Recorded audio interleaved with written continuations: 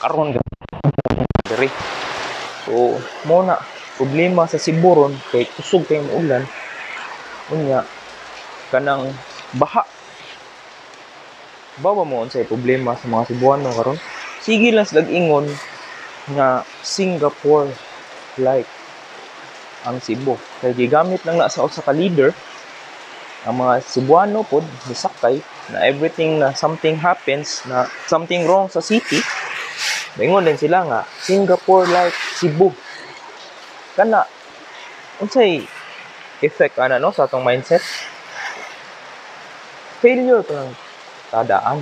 Kay ngano ato mo gunang gigamit ang Singapore like Cebu as a negative statement or against sa atoang kuan development, di ba? Just like BRT project, although delay na siya, should be implemented 10 years ago, pero gi-implement siya currently karon in which kay kahasol in such a way na grabe kayo nahasol ang mga tao. Kaya it should be a solution way back pa. Pero karon lang gi-implement. Karon lang nakalingkod palit ang leader. Muna, do you think BRT is the right solution sa traffic situation sa Cebu right now?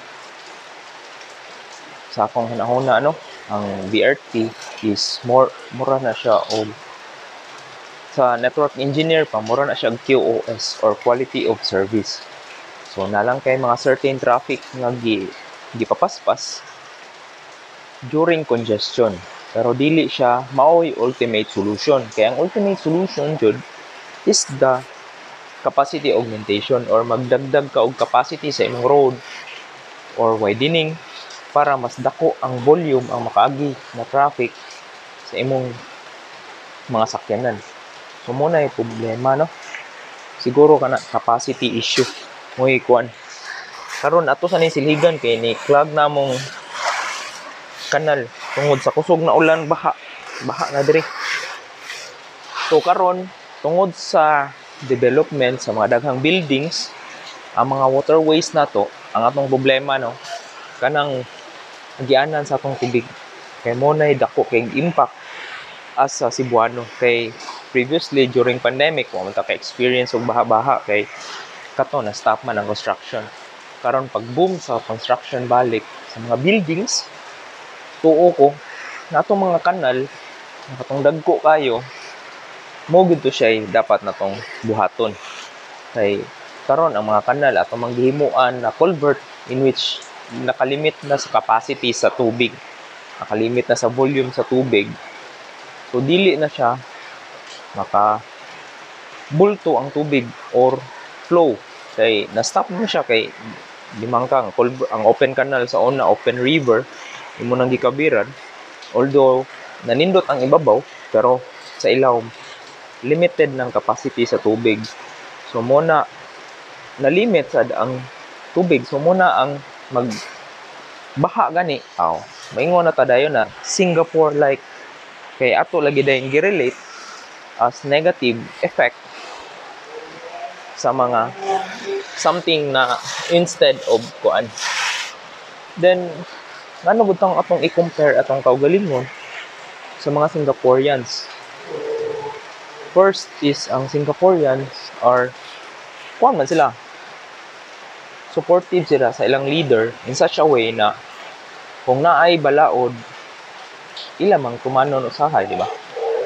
Unlike sa Cebuano nga most of them is kuan kanang mga gahi gani na sila yung mga garbo nga giprotektahan sa ilang kaugalingon kay di man ganahan nila ilang leader mo na-elect di na lang sad sila mo sunod sa balaod or moingon din sila Singapore like or wishing something that failed to happen sa Cebu. So munay akong statement ani kay Cebuano should be supportive to their leaders for the better good. Hindi siya kay mo against kay dili man or naitay garbo nga giprotektahan sa tong kabilingon.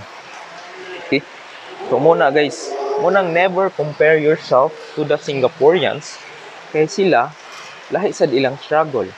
Kaya ang mga Singaporeans kuan sila kanang unsa na country sila Singapore. So taas ilang standard of living, taas ang cost of living. Ang Cebuano lahi og struggle dire. Ang ilang city dito is well developed, so well planned.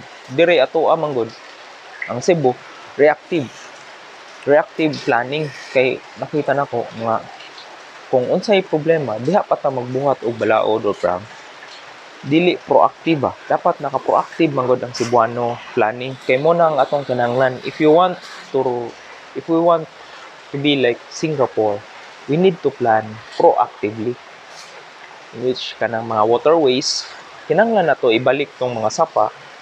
Mura gi problema no, kay diri sa atong syudad baha kay ngano nagtukod dito building likod sa Country Mall. So nausab na sad ang landscape sa tubig diri sa BTC, so nabahang BTC.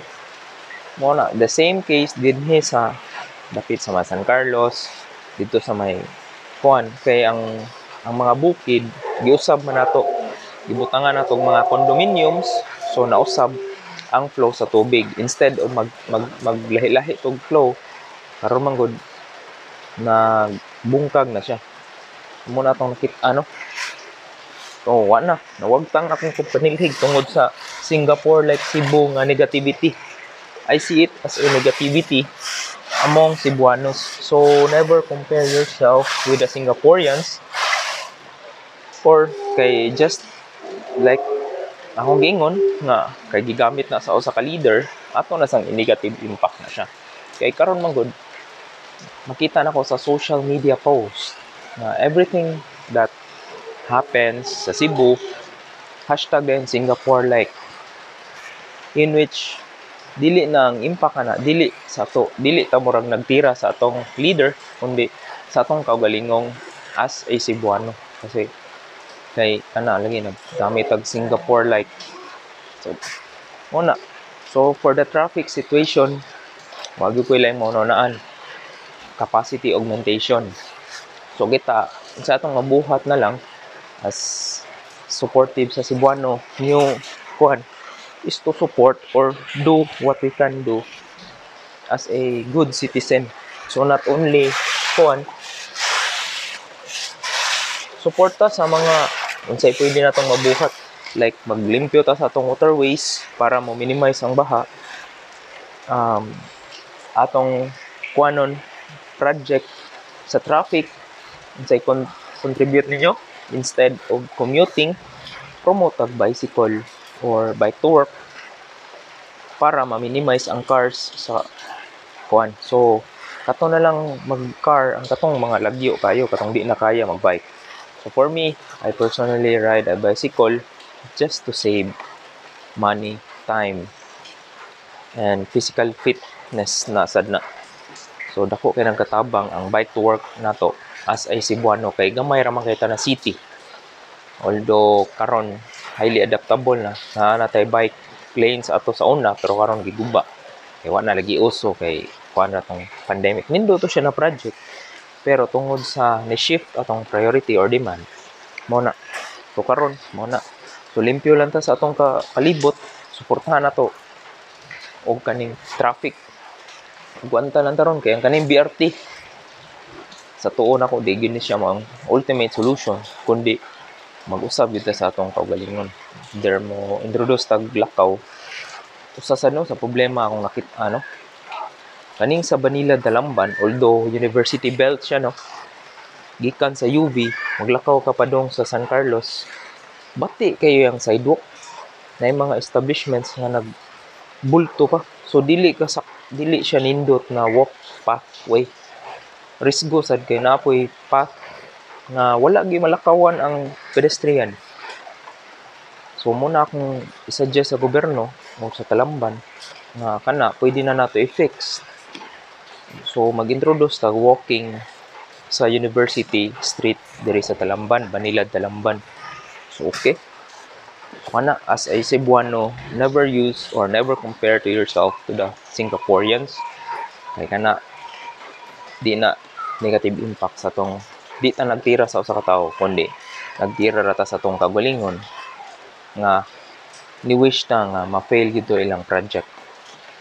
Kana karon, daghang salamat og subscribe og like mo ha kay kani mga panglantaw ni Elmer.